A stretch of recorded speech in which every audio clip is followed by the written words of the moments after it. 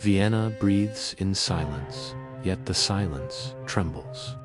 Where music once filled its halls with pride, something else now seeps between the bricks. Smoke leaves stains, and not all of them belong to fire. Crimson Sonata, Episode 2, Ashes of Vienna. The opera house lingers in the city like a jewel, both admired and feared. Though the scandal of Adele's performance is whispered across salons and coffeehouses, the building itself stands unrepentant, its marble pillars veined with shadow. Adele walks its edges at dawn, her violin case against her side, as if she might hear the echo of the cursed notes rising still. The streets are littered with the detritus of the night, horse-drawn carriages clattering away, ash drifting from a chimney across the road, and whispers in the mouths of vendors who glance at her too long. She feels marked. The score is hidden in her case, yet the city seems to know she carries it. She follows the sound of bells into the southern district, where the burned husk of a once grand theater leans against the skyline. The theater was the site of a disaster 10 years ago, a fire that consumed its stage mid-performance. Some said it was a tragedy of oil lamps, others claimed arson, but no one denied that the orchestra's final note carried farther than the flames, echoing through the city like a wound. Now its stone walls blacken the air, a ruin where children dare one another to enter. Adele pauses before it. She remembers her father's voice, soft yet commanding, explaining that sound lingers longest where grief resides. If that were true, this place would be saturated. She steps inside. The air tastes of soot. Chairs are melted remnants, curled like charred bones. The stage is little more than ash and splintered boards. And yet, when she sets a foot upon it, she hears applause. Not faint memory, not imagination applause, echoing through the ruin as if the audience had never left. Adele closes her eyes, gripping her case. The air vibrates with notes not played by her. She sees her mother at the piano, hands quicksilver, smiling as if no fire had ever touched her. She sees her brother tapping his foot, impatient for her to begin. The vision is warm, inviting, but then her mother's smile splits into ash, her brother's face hollowing into a mask of soot. The applause turns ragged. From the shadows behind the broken curtains, figures emerge. Their outlines are human, yet blurred, their heads tilting at unnatural angles, their hands clapping in lifeless rhythm. Adele's bow hand itches, compelled to draw her violin. She resists, clutching the case closed, whispering, "Not here, not now." One of the figures steps closer, features coalescing. It wears her father's face, eyes gleaming with pride, but the mouth moves without sound. When it opens fully, a wave of smoke pours out. Adele staggers back, choking. The theater around her flickers between ruin and splendor. The golden balconies restored, chandeliers unbroken, the hall filled with patrons in masks applauding her. And in the center box, the silver-masked figure stands, raising his baton. The hallucination shatters as Adele runs, stumbling into the daylight. The theater crumbles back into ruin. Passers-by stare as she gasps for air, trembling. None of them saw what she did. By evening, Adele finds herself wandering into Vienna's old quarter, where cobblestones slope unevenly and taverns echo with violin strains far less refined than her own. In one smoky room she lingers, watching a fiddler play to drunken applause. The music is clumsy, stumbling, yet it warms the air in a way her cursed melody never could. For a moment she envies him the ability to play without consequence. She turns to leave, but a stranger blocks her path. His coat is fine but worn at the cuffs.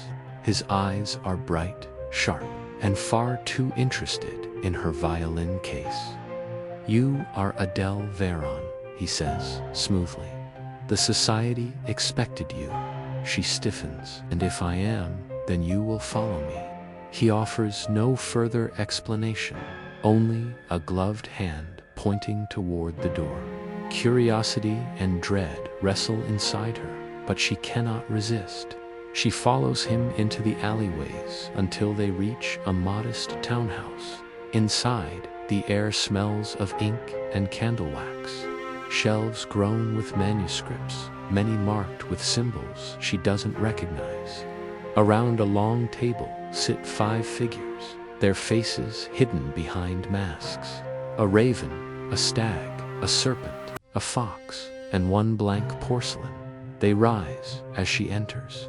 The man who led her here bows slightly and takes the chair with the raven mask.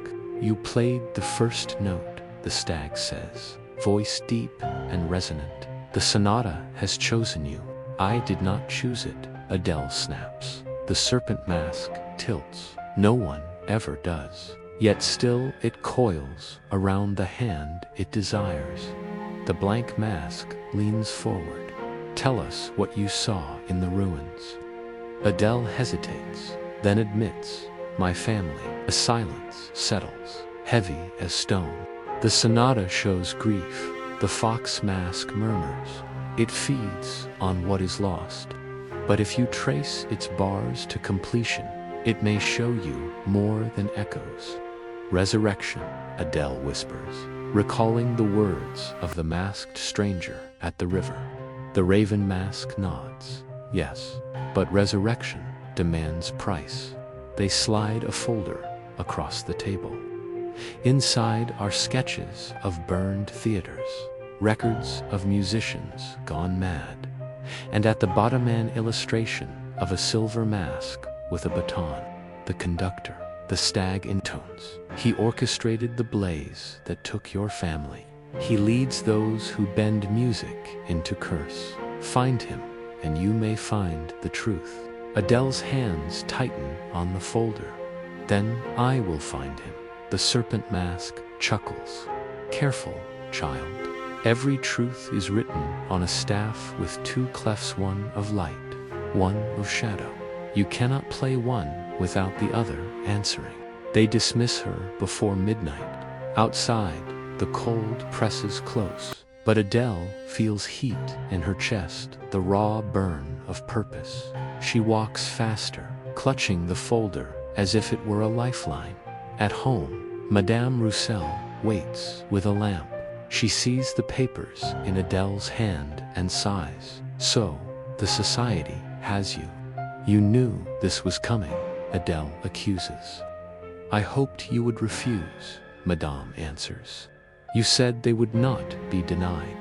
They never are. But I thought perhaps grief might harden you against them. I see I was wrong. They know who killed my family," Adele says. Madame's eyes soften, then sharpen again. "Do they, or do they only give you names to keep you playing?" Adele turns away. "It doesn't matter. If following them leads me closer, I will walk the path." She locks herself in her room and opens the folder again. Her eyes linger on the sketch of the silver mask. She remembers the theater applause, the smoke pouring from her father's mouth, and the words, "Resurrection demands price." The violin case rests at her feet. She opens it slowly.